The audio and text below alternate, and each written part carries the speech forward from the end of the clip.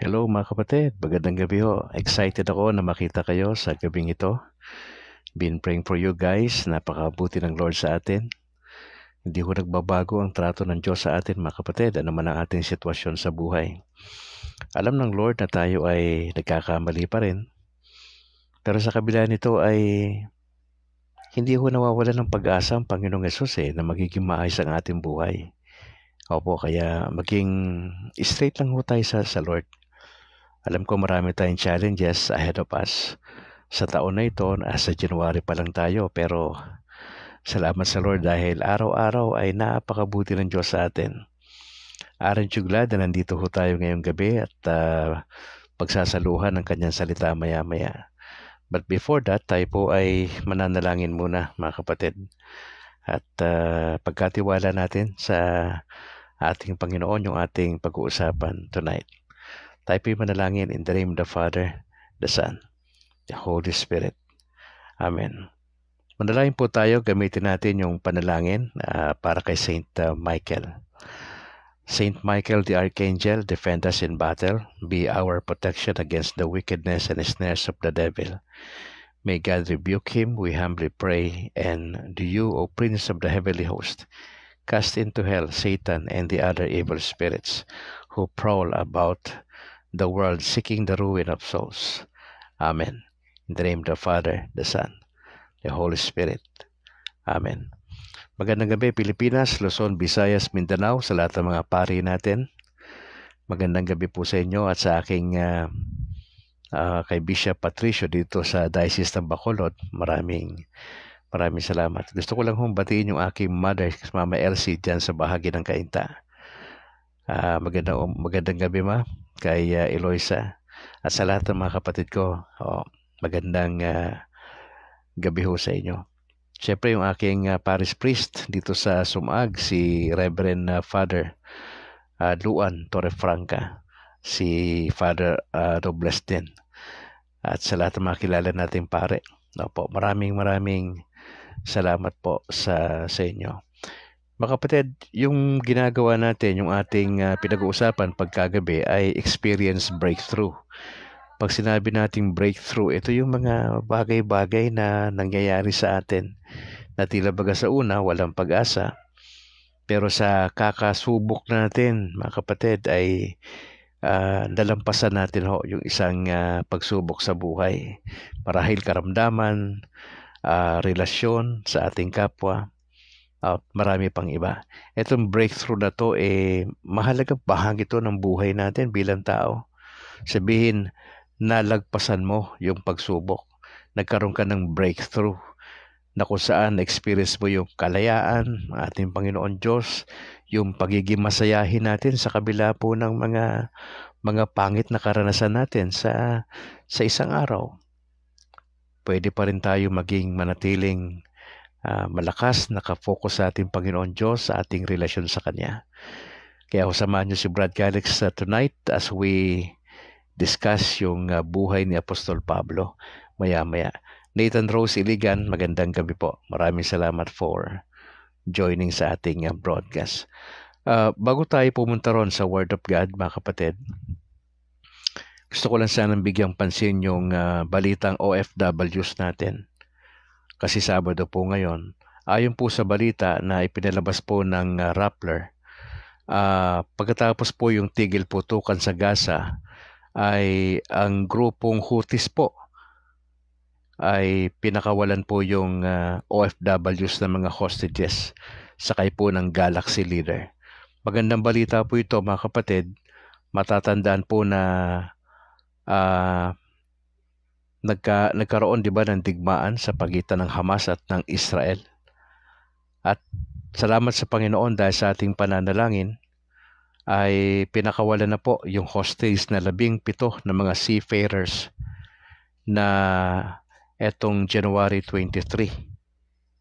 Opo, sila po'y pinakawalan. Sila po'y naging bihag. 17 mga seafarers po ito. Patapos po ang isang taon mahigit na pag-hostage sa kanila, sila po ay pinakawalan na po. Sila po yung mga crew members ng MV Galaxy Leader. Yun po, ayon po sa ating Pangulo. Joy Calixto Sebrero Ebrado, magandang gabi. God bless po sa inyong buong pamilya. Maganda ho ito kasi itong balita na ito, they were captured, yung 17 na mga seafarers natin ng mga Houthis noong November pa, 2023. So, isang taon ho mahigit sila na bihag. Opo. At yung kanilang sasakyan po ay pagmamayari po yon ng Israel. At ino-operate naman ng Japanese. Sila po yung naglalakbay doon sa lugar ng Red Sea. Alam niyo naman po yung Red Sea, bawal pong dumaan doon ng any ship. Opo. Talagang may mga sabihin na natin nagbabantay doon, hindi po pwedeng makalusod doon sa Red Sea. Yun ho nangyari.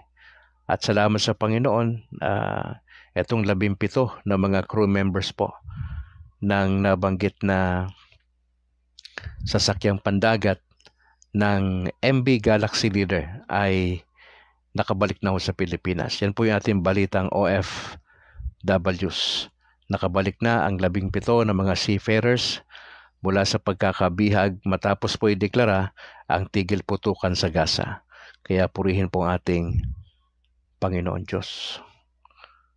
Mga kapatid, diretso na po tayo sa ating pag-uusapan sa gabing ito sa Acts chapter 1. Yan po kasi yung first reading, sa first reading sa araw na ito. Bagamat kaninang umaga ay tinalakay natin yung gospel for today na po.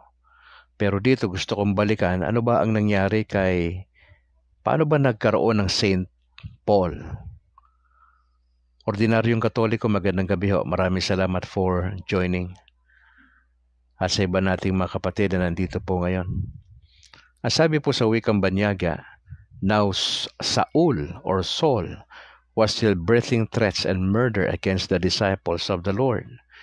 He went to the high priest and requested letters from him to the synagogues in Damascus, so that if he found any men or women who belonged to the way, he might bring them as prisoners to Jerusalem. As he traveled and was nearing Damascus, a light from heaven suddenly flashed around him. Falling to the ground, he heard a voice saying to him, Saul, Saul, why are you persecuting me? Who are you, Lord? Saul said, I am Jesus, the one you are persecuting, he replied.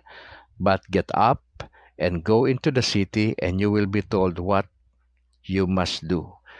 The men who were traveling with him stood speechless, hearing the sound but seeing no one. Saul got up from the ground, and though his eyes were open, he could see nothing. So they took him by the hand and led him into Damascus. He was unable to see for 3 days and did not eat or drink. Darling May Peñaflor Sibonga, magandang gabi po. Salamat for joining. Mga kapatid, ang kwento for tonight ay patungkol kay Saul, na eventually siya rin po yung Paul. Opo. Dalawa hong pangalan noon Saul, Paul. Sabi nga ng iba, nung di pa raw siya Kristiyano, Saul ang pangalan Nung na-convert po siya, Paul. Hindi po. Dalawa ho talaga yung kanyang pangalan, mga kapatid. Now, yung title natin for tonight, mapapansin nyo, ay Personal Encounter with Jesus. Mamaya makikita natin paano nangyari yan sa buhay ni Saul, na it was indeed a personal encounter with Jesus. Alam mo, para ma-experience natin yung breakthrough ng sinumang tao sa Pilipinas at sa labas ng bansa, mahalaga po na magkaroon sila ng personal relationship with Jesus. Importante ho yun. Sabi natin dito, masamang tao po ito si Saul Nagpaplano siya na ikulong yung mga Kristiyano sa panahon na yon. Yung mga disciples ng ating Panginoon, nagpunta siya sa high priest, nag-request siya ng sulat para lahat ng makikita niya na Kristiyano, lalaki man o babae, who belong to the way. Yun po yung pangalan ng grupo dati. Who belong to the way. he might bring them as prisoners to Jerusalem. So makita mo rito yung kanyang maitim na balak. Ang tao na wala ho sa Panginoon, may maitim na balak katulad ni Saul. Ebenezer Pastor, magandang gabi. Salamat for joining. Kay Laida Hontilia, magandang gabi ho. Ang sinumang tao sa Pilipinas na walang relasyon sa Panginoon, merong maitim na balak yan para sa mga Kristiyano. Dito nakita natin si Saul ay merong hawak na sulat galing sa may otoridad at gusto niya hong lipulin lahat ng mga Kristiyano, dadalhin sa Jerusalem. Pero may nangyari. Ito na yung personal encounter. Joseph Navarro Bulyag, bro, magandang gabi. God bless sa buong pamilya. Ganon din kay Neil Kevin M. Perez. Maraming salamat. Salamat for joining, mga kapatid. As he traveled, ang sabi ng Bible, malapit na puro sa Damascus, may nangyari. A light from heaven suddenly flashed around him. Ang liwanag mula sa langit ay napalibutan po si Saul. Siya po ay nalaglag doon sa lupa. Nakarinig siya ng boses at ang sabi ng boses, Saul, Saul, why are you persecuting me? Nagkaroon sila ng conversation. Hindi niya nakita yung nagsalita. Boses lang eh. Ang sabi niya, who are you, Lord? Yung salitang Lord dito could be translated, who are you, sir? Kasi hindi naman niya kilala si Jesus eh. Actually, nagpakilala sa kanya si Jesus. Sa talatang 5, sabi niya, I am Jesus. Yung salitang Jesus po ay tagapagligtas. Tandaan niyo kung sino si Saul, ha? Murderer ito, masamang tao to. Walang relasyon to sa Panginoon Diyos. Opo, hindi siya miyembro ng grupo na The Way. Doon po sa verse 2, mga kapatid. Ang sabi ng Panginoon, I am Jesus, the one you are persecuting. Actually pala, yung ginagawa o yung gagawin ni Saul na persecute sa mga Kristiyano, actually ang pinipersecute niya pala si Jesus. Rod Nicolas de, magandang gabi bro.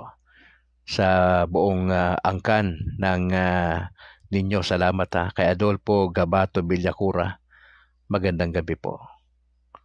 So sabi niya, ako yung pinag-uusig mo Saul. Pero sabi ng Panginoon, o sige, tumayo ka dyan, punta ka ron sa syudad, at merong magsasabi sa iyo kung anong gagawin mo. Yung mga kasama ni Saul, may kasama siya Okay? Hindi sila makapagsalita. Naririnig nila yung boses nung mga kasama ni Saul, pero wala silang makita. Tumayo si Saul mula dun sa ground, pero problema, hindi siya makakita. Kaya ang ginawa sa kanya na kanyang makasamahan, inakay po siya. 3 araw po siya na hindi po siya nakakita. Ngayon, tuloy natin kwento. Kwento kasi ito Doon sa lugar ng Damascus, mayroong pangalang Ananias. Ray Agaton, magandang gabi. At sabi ng Lord kay Ananias sa pamagitan ng vision o pangitain, sabi niya, Ananias. So kinausap ni Jesus si Ananias sa pamagitan ng vision. Ang sabi ni Ananias, here I am Lord. Sabi niya, punta ka ron sa lugar na matuwid o yung straight. Okay? Doon sa bahay ni Judas. At ipagtanong mo yung pangalan na Saul na taga Tarsus. At siya ay nananalangin doon. So napunta itong si Saul doon sa bahay ni Judas. Siya po ay taga Tarsus at ang sabi ng Bible, siya po ay nananalangin. Mula po doon sa pagiging astig ni Saul, may dalang sulat, ipapakulong sana mga Kristiyano, pero nang magitan si Jesus, a light from heaven, yung nakasisilaw na liwanag, yung bumalot doon sa kay Saul. Opo, wala siya nagawa. Nagsalita si Jesus, ako yung pinag-uusig mo, tas nabulag siya. Tandaan nyo, bulag siya.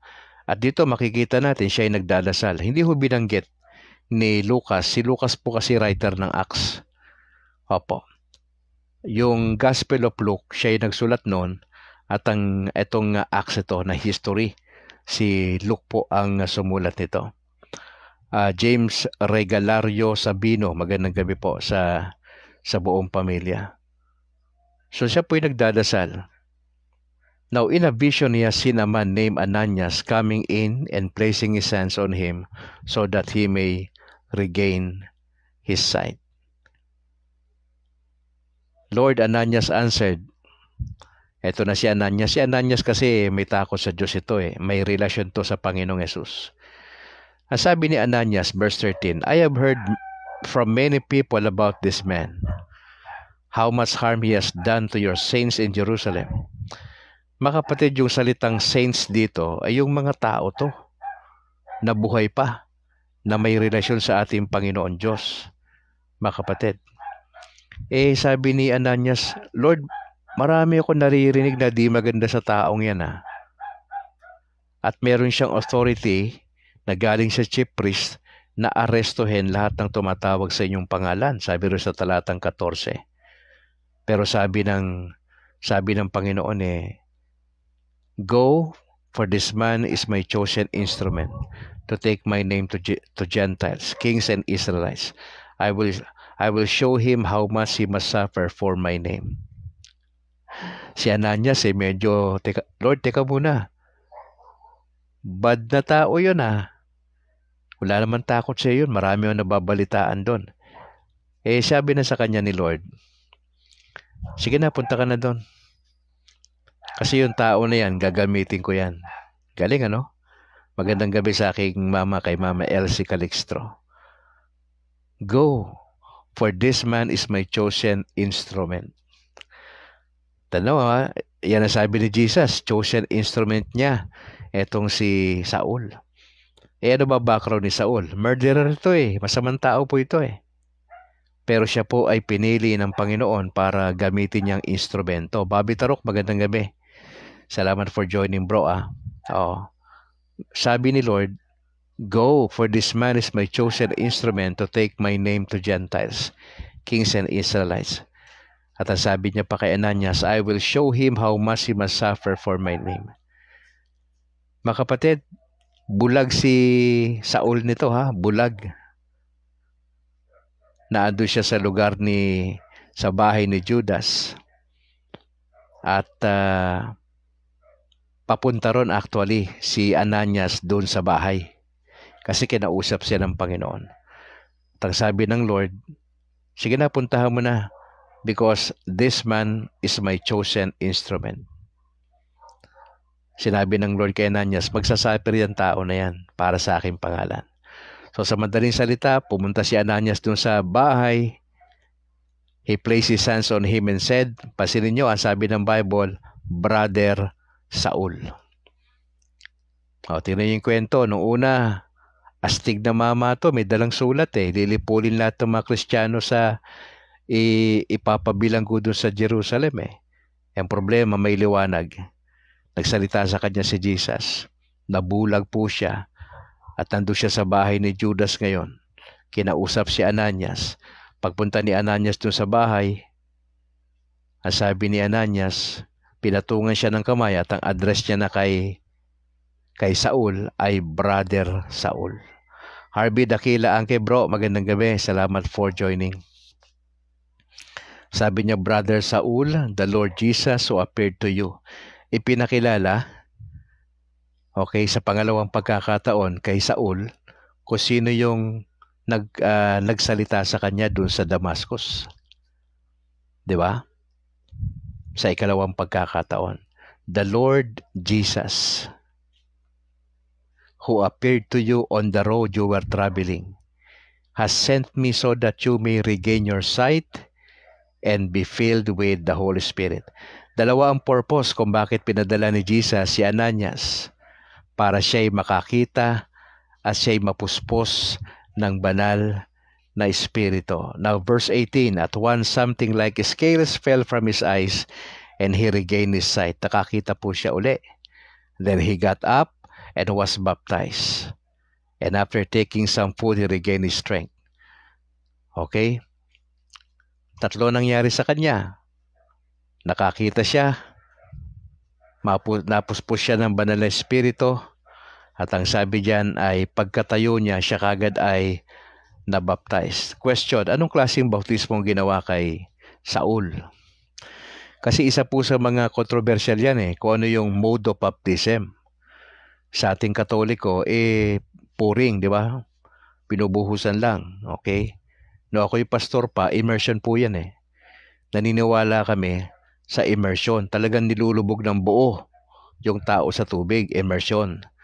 Maraming klaseng mode of baptism. Ang mahalaga lang, ano ibig sabihin? Ako, bukas ako dyan wala akong problema kung anong mode of baptism baptism. Pwedeng by pouring, sprinkling, immersion, wala akong problema dyan. Hindi ako masyadong dogmatic sa ganyan. Ang mahalaga lang, ano yung meaning ng baptism? Sa atin, binyag. Iba yung ating definition dyan bilang Katoliko.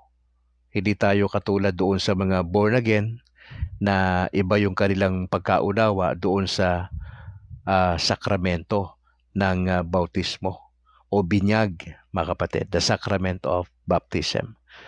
Doon hinuhugasan yung original sin mo, okay? Doon ka binibigyan ng banal na espiritu, doon ka nagiging anak ng Diyos. Doon sa moment ng isang individual, yan man ay sanggol, yan man ay young people o adult, doon nangyayari yun, mga kapatid. Opo. Yun ang pinaka-entrance. Hindi ka po pwedeng mapuntahan mo yung ibang sakramento na hindi ka dadaan sa number 1 sacrament, which is the sacrament of baptism. Now, ang sabi ng Bible, nabautismo nitong si Saul. Pagkatapos siyang kumain, siya po ay nagkaroon ng lakas na nauli yung lakas niya. Now, anong nangyari dito? Nung nangyari na po yan, nakasama siya ng mga disciples doon sa Damascus. Pag sinabing disciples to, mga kapatid, ito yung mga tao na may relasyon sa Panginoon Diyos, na mga naturuan ng mga apostol. Opo, sila po yung mga disciples. Nakasama po siya, si Saul, doon sa kanila. Importante ho yun Pero mapapansin nyo, immediately he began proclaiming Jesus in the synagogue. Ang bilis tong pangyayari. Hindi ko alam kung ilang linggo nangyari yan o ilang araw lang yan ang pagitan. Tapos sabi dyan, he began proclaiming Jesus in the synagogue. Hindi niya napigilan sa kanyang sarili ni Saul na mag-share ng i-proclaim niya si Jesus doon sa synagogue. Tamang lugar kasi ang synagogue kasi nandun yung mga kabataan, 13 anyos pataas, nagtitipon para pakinggan yung scripture. Nagpunta kagad doon si Saul sa sinagoga. Ang kanyang pakay, iproklama si Jesus ng kanyang dalang mensahe, He is the Son of God. Matindi, mga kapatid, Magandang gabi sa aking may bahay kay Annalyn Ledesma Calixtro. Now, lahat ng nakarinig sa kanya, talatang 21, ang sabi nila, hindi ba't iyan to lalaki na taga Jerusalem yan, na hukos habok, sabi ganon, na doon sa mga Kristiyano na tumatawag sa Diyos? At di ba yan yung tao na may plano na dalhin sila doon bilang mga preso sa Jerusalem? Sabi ng mga tao nakakapakinig sa kanya. Sa huling talata, ang sabi doon, But Saul grew stronger and kept confounding the Jews who live in Damascus by proving that Jesus is the Messiah. Now, ano makikita natin dito sa kwento? Number 1, gaano ka man kasama na tao, pwede kang gamitin ng Diyos para sa kanyang kapurihan. Yun nakita natin dito Murderer tong taong to, si Saul, na tinatawag din na Pablo. Nakita natin yung kanyang maitim na balak sa lahat ng Kristiyano doon sa Jerusalem. Pero pumagit na ang Panginoong Jesucristo. Si Pablo ay nagkaroon ng personal encounter with Jesus. Mahalaga yan sa mga Pilipino. Hindi lang sa taga-Negros, sa buong Pilipinas. Mahalaga itong personal encounter with Jesus. Kailan po nangyayari ito? Kapag ang tao nandun na sa kamatayan. May alam kayong tao na astig masyado, mapera, may impluwensya. Pero nung siya po ay mamamatay na, nagkaroon siya ng personal encounter with Jesus. Mga taong ang dami-dami ng pera, pero nung bumagsak yung negosyo niya, doon siya nagkaroon ng encounter with Jesus. Yung mga taong napakarunong, yung mga scientist, di ba? Meron tayong nababalitaan na talaga sa dulo ng buhay nila, wala na silang pag-asa. They had experienced a personal encounter with Jesus. No, kailangan po yun. Personal yan eh. Ikaw yan eh. Yung karanasan mo, hindi ko yan pwedeng questionin. Karanasan mo yan eh. Yung encounter mo na yan, ikaw yan, kwento mo yan eh. Sarili mong kwento yan eh.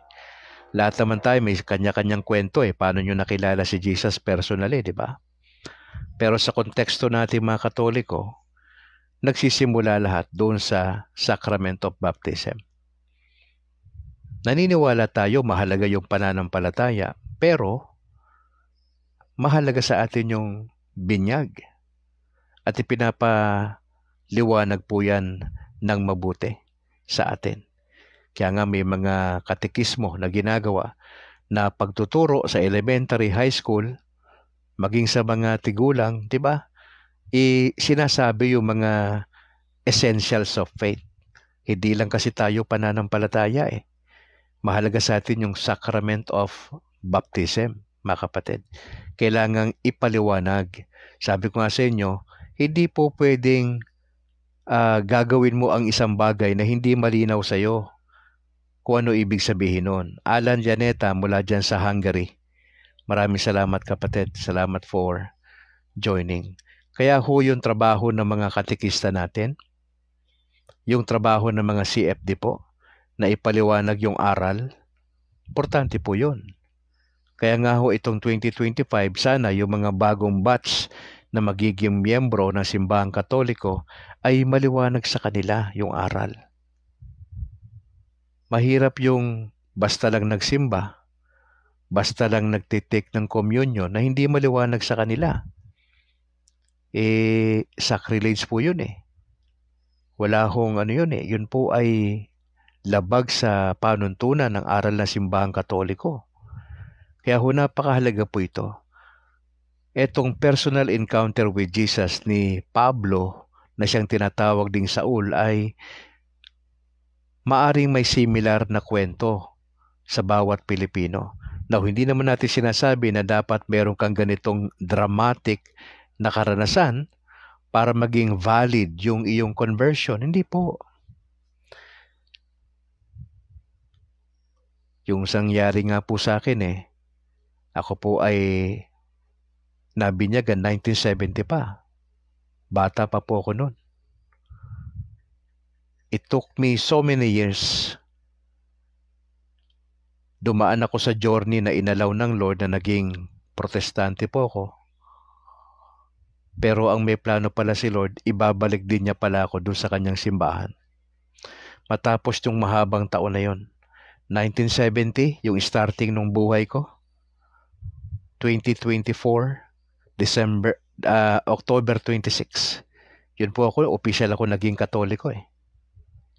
Opo. Naging anak ako ng Diyos 1970 pa. Ayon sa turo ng simbahan kasi nabinyagan ako eh. Na-born again ako doon 1970 pa eh. Hindi ko alam yun eh. Hindi ako nag-decide noon. Ang nag-decide noon, mother ko. Oh, yung hindi ko pananampalataya yun eh. Yun ay pananampalataya ng nanay ko kasama nung simbahan. Yun eh, paliwanag eh. Oo, wala ko alam doon. Sinabi lang sa akin. Oh, anong nalaman ko? Yung pagiging baptist ko na medyo matagal-tagal na panahon. At ako'y ibinalik ng Panginoong Yesus noong October 26, 2024 last year sa kanyang simbahan. Hindi naman po ako masamang tao katulad ni Pablo. Pero yung personal experience with Jesus ay naranasan ko po yun. Mas naging meaningful sa akin yung pagiging Kristiyano ko last year. Yung first time ko mag-confess sa pare, na chinika ako ng pare dyan sa Redemptorist. Tagal niya akong kinausap eh. At ang sabi niya lang sa akin welcome home, Pastor. Yun po yung sabi niya sa akin nung pare dyan sa Redemptorist. Hindi ko siya kilala kasi may face mask eh. Oo. Meaningful sa akin yun. Yung first time na attend ko sa misa, August ako nagsimba eh. First time ko magsimba sa Katoliko August, naka-face mask ako. Kasi baka may makakilala sa akin eh. Kasi kilala ako sa Bacolod eh. Face mask ako eh. Yan. August yan, per Sunday. Yung bang selebrasyon niya ng araw ng mga araw ng mga pare. Nakalimutan ko yung saint na basta yung umaten ako per Sunday ng August last year. Tapos June yung aking pag first confession. Tapos na-confirm po ako ng June 26. Jermeline Hunasan Balahadya, magandang gabi po. Maraming salamat. Tapos yung aking public declaration ng birthday ko, December 3 last year. So, yung nangyari po sa akin mga kapatid, planado ni Lord lahat yun eh. Wala naman po akong intensyon na yung public declaration ng December 3 ng birthday ko last year, magte-trending po yun. Wala akong ganong kaisipan. Ang para po yun sa lahat ng listeners ko sa Kainos Life. Kasi bago naging kabrad ito, pinalitan ko ito, naging kabrad Kainos Life ang pangalan. At 4 na taon na itong Kainos Life na ito mahigit. Para lang sa kanila yun Kasi nga, nagtuturo na ako ng tungkol sa Katoliko na doktrina Nahalata na po nila yun Oho. Hindi ko na kaya hong itago, ika nga.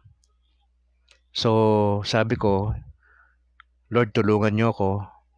Hindi ko alam ang posible mangyari dito. Marami magagalit, masasaktan. Anyway, sabi ko sa Lord, bahala na po kayo. December 3, nangyari po yung public declaration ko. December 4, ang sabi sa akin ng mga kaibigan ko na taga CFD, bro, tignan mo ang YouTube.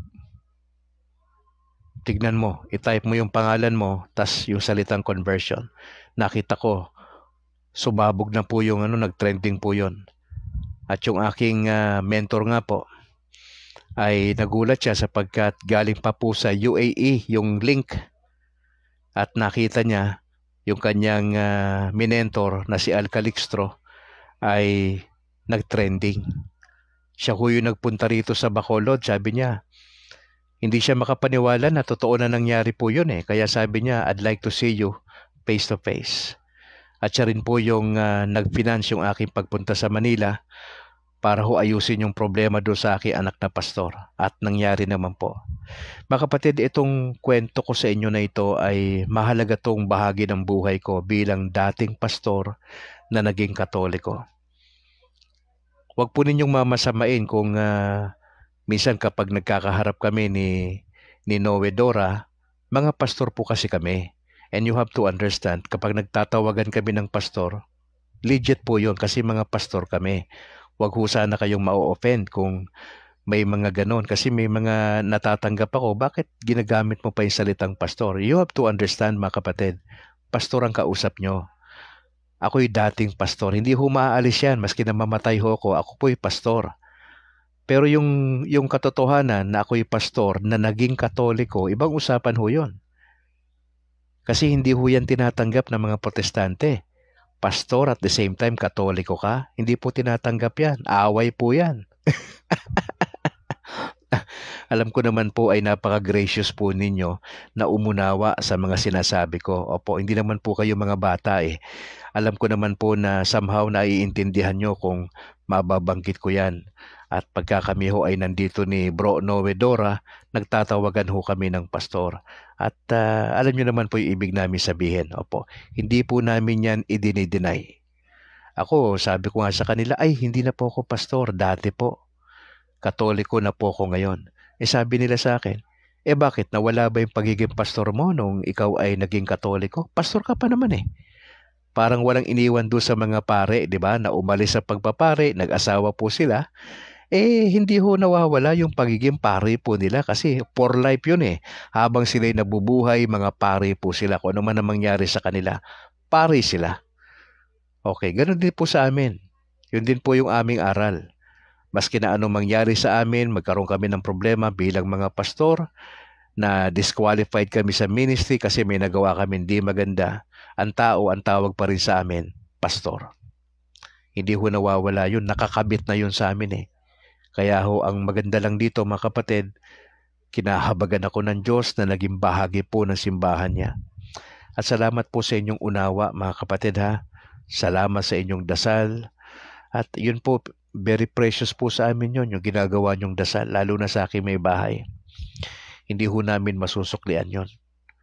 Hindi po talaga. Kaya ho, masaya lang po ko na humaharap sa inyo lagi at may dalang pag-asa. Apo. Jubilee of Hope tayo eh. Tama ba? Jubilee of Hope itong taon na to. At sana nga po may nakita tayo rito sa buhay ni Pablo, mga kapatid. Ikalawa, makikita natin dito sa buhay ni Saul na hindi lang na maski na ano yung background mo sa buhay, gaano ka man kasamang tao, pwede kang gamitin ng Panginoon. Dito mga kapatid, makikita mo rito yung personal encounter kay Jesus ay hindi may iwasan na nagbabago yung pananaw ng tao. Sinong mag-aakala na itong si Saul na tinatawag din Pablo ay mai-encounter niya si Jesus? Mabubulag siya ng 3 araw, hindi siya makakakain, pupuntahan siya ni Ananias para lang makakita siya at mapuspos siya ng banal na espiritu at mabautismohan, sabi ng Biblia. Pagkatapos doon, nakasama siya ng mga disciples doon sa Jerusalem. At pagkatapos po noon, ay meron siyang desire na magkwento. Mga kapatid, hindi mo kinakailangan maging Saul o Pablo ang pangalan para magkwento tungkol kay Kristo. The mere fact na tayo po ay Katoliko, dumaan sa sakramento ng bautismo, sundalo tayo, mga kapatid. Missionary po tayo. Therefore, hindi po natin iaasa sa ating pare yung pagkukwento. Ang trabaho ng pare, ipagdasal tayo, alalayan. Alagaan tayo yung ating espiritual na buhay.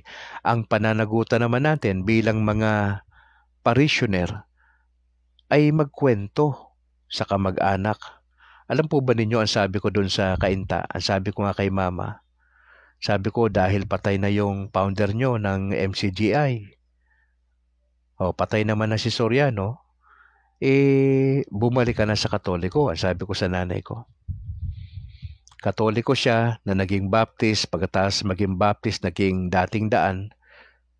At ini-encourage ko siya ngayon. Sabi ko sa nanay ko, ma, bumalik ka na sa Katoliko kasi patay na yung founder ng dating daan. At ako'y nananalangin itong taon na to, mangyayari po yun. Tapos yung aking hipag na nandun din nakatira sa bahay, kinausap ko. Ang sabi ko kay sa hipag ko, nung nandun ako nung gabi, nung hindi ako nakauwi, sabi ko sa kanya, kinuwento ko sa kanya yung nangyari sa akin nang mabilis. Hindi siya makapaniwala na dating pastor niyakap ang simbahang Katoliko. Sabi ko sa kanya, hindi ka nagkamali sa simbahan mo. Kasi Katoliko po yung hipag ko eh. Sabi ko sa kanya, magsimba ka. Kausapin mo yung asawa mo, yung kapatid ko, asawa niya. Sabi ko, kausapin mo yon, magsimba kayo. Magsimba kayo. Sabi ko sa hipag ko, magsimba kayo. Sabihin mo kay mama ko saan kayo magsisimba para hindi na siya magtatanong-tanong. Kasi sabi niya pag tinatanong daw sila ni mama ko saan sila nagsisimba, may alibay pa na iba eh. Sabi ko lang kanina sa kanya, hindi, magpaalam ka ngayong gabi.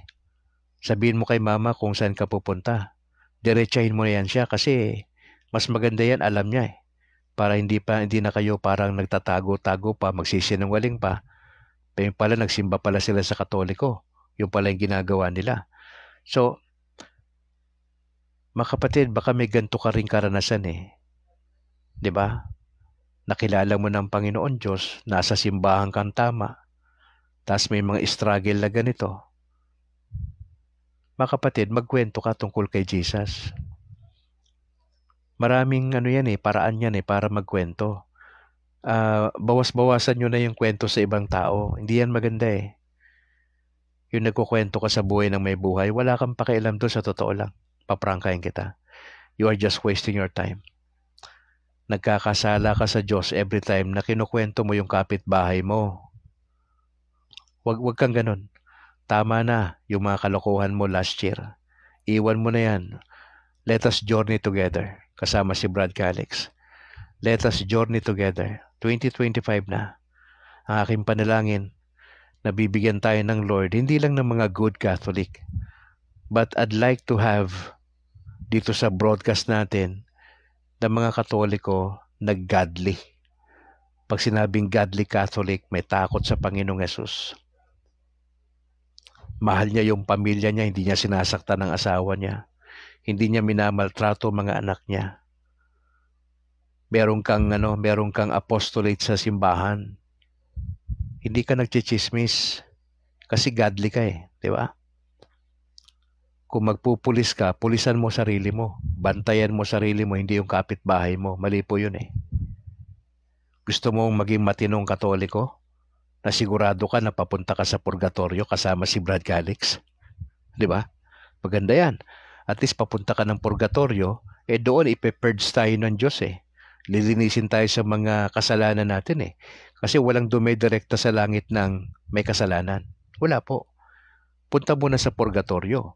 Mas maganda nga ho yan, dyan muna tayo. Kung gaano tayo katagal dyan, depende na ho yan doon sa mga nananalangin para sa atin sa lupa. Oo, pero at least, hindi ka masyadong matagal dyan. May katiyakan ka ng kaligtasan mo pag nandiyan ka kasi papunta ka sa langit eh. Tinatanggal lang yung mga kasalanan mo na ginawa sa lupa. Kaya ka pupunta dyan, ha? Doktrina natin yan, yakapin mo yan. Mga kapatid, as I close, yung nangyari kay Pablo, personal encounter with Jesus yon. Personal yon. Hindi ko alam yung kwento mo kung paano mo nakilala si Jesus, ha? Yung kwento ko, nasabi ko na sa inyo, di ba? O, kakaiba yon, di ba? 30 years plus na pastor, niyakap ang turo ng simbahan. Bata pa ako, wala akong alam yun eh. Nagdesisyon yun mama ko eh. Yun ay pananampalataya ng mama ko at pananampalataya ng simbahan. Di ko alam yun. Pumayag ba ako noon? Yung ako'y bata pa na sabi ko ba nung bubusan na ako ng tubig ng pare, wait lang. Gumanon ba ako? Wala namang ganun eh. Sinabi ko ba sa pare, ay Father, ayoko. May ganun ba? Tumanggi ba si Al Calixto nung panahon na yon, 1970? 2 weeks after ako isinilang. Ano bang malay ko doon na may ganung nangyari doon? Ano bang malay ko noon? Nalaman ko na lang yon lately na eh. Yan, di ba? Mga kapatid, I'd like to challenge you. You love Jesus. Mahalin mo yung pamilya mo. Mahalin mo yung church. Huwag lang tayo magdadalo sa misa. Dapat may apostolate ka, may ministry ka dyan. Seryosohin mo pagdalo sa misa, hindi yung makadalo ka lang sa misa, pero utak mo naglalaba ka. Huwag ganon. Nasa misa ka nga, iniisip mo yung bibili mo sa palengke. Huwag ganun. Isang oras lang naman yung misa, tas may ganun pa. Paano ka makapag-focus niyan habang nagsasalita si Padre sa homily niya bukas? O, iniisip mo yung tatayaan mo sa loto. O, iniintay mo yung sasabihing numero ni Padre. Kung walang mabanggit, di na pornada ka na.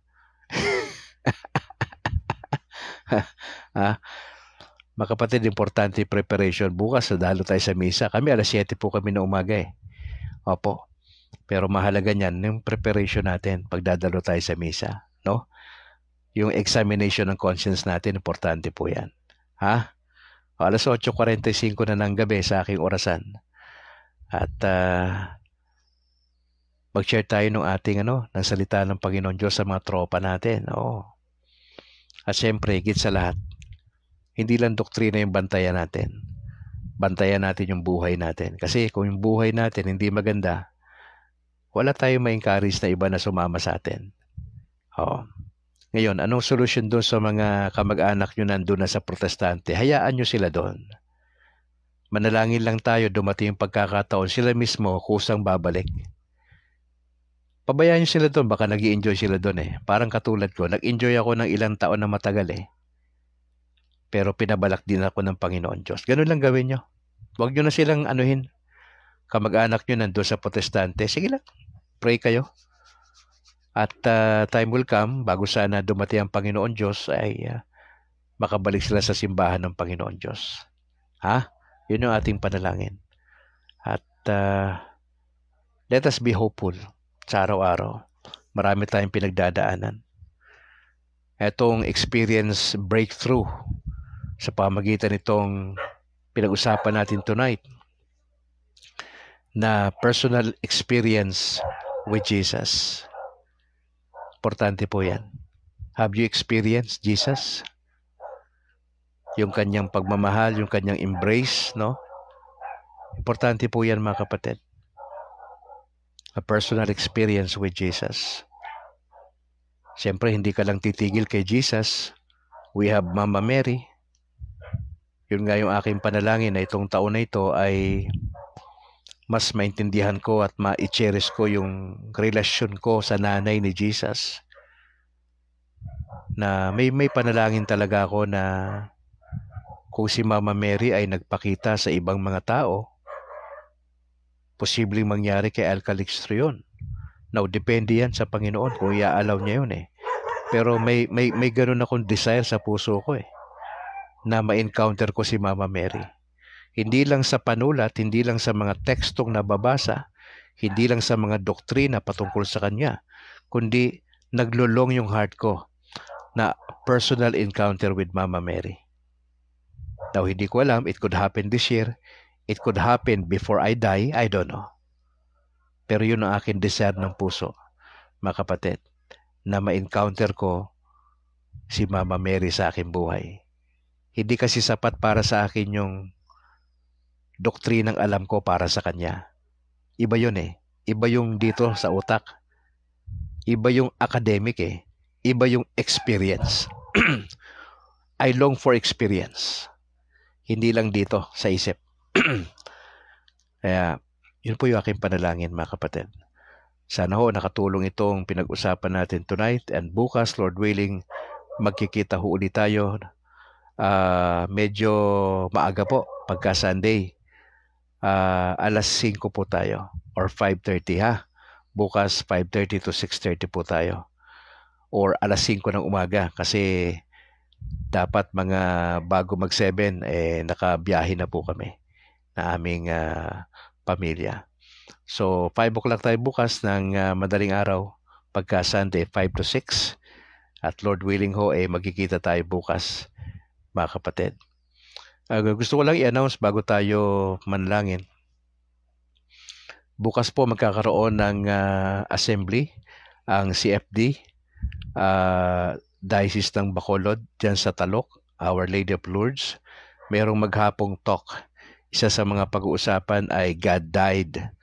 Meron tayong 3 speakers at sa pinaka-panghuli po, pinaka-exciting part, yung spiritual warfare po ni Reverend Father Gamala po.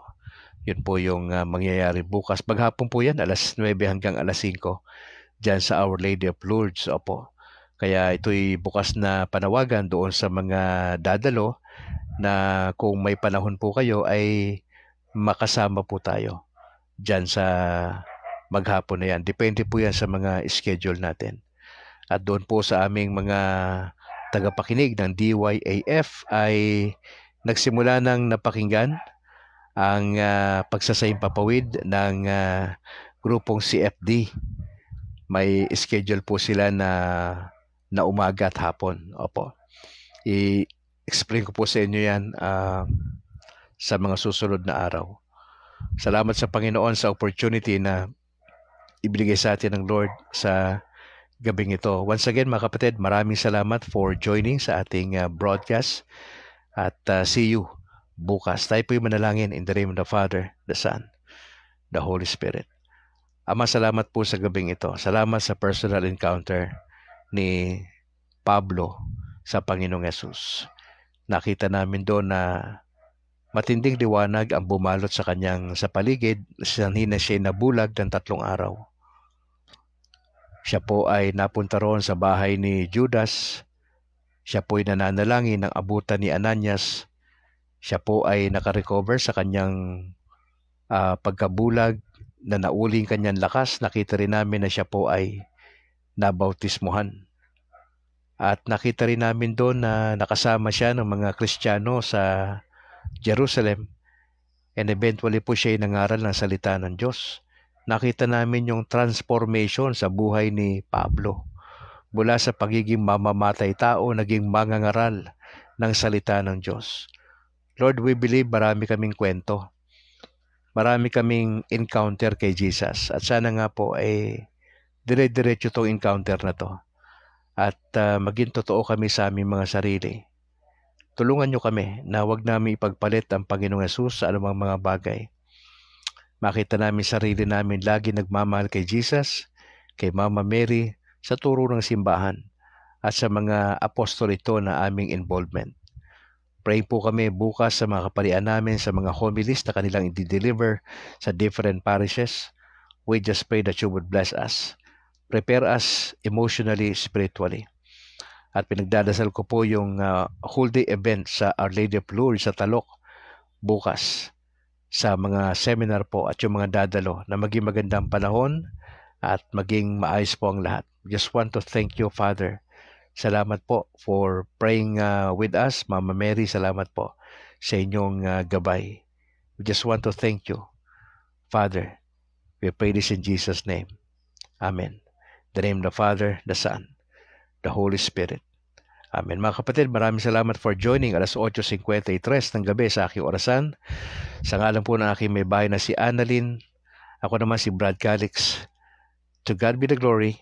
Ingat po kayo. Pakishare po yung ating video, mga kapatid. Maraming salamat sa mga nakasama natin, sa mga hindi ko nabanggit ang pangalan. Magandang gabi po sa inyo at God bless. Ingat po kayo and bye for now.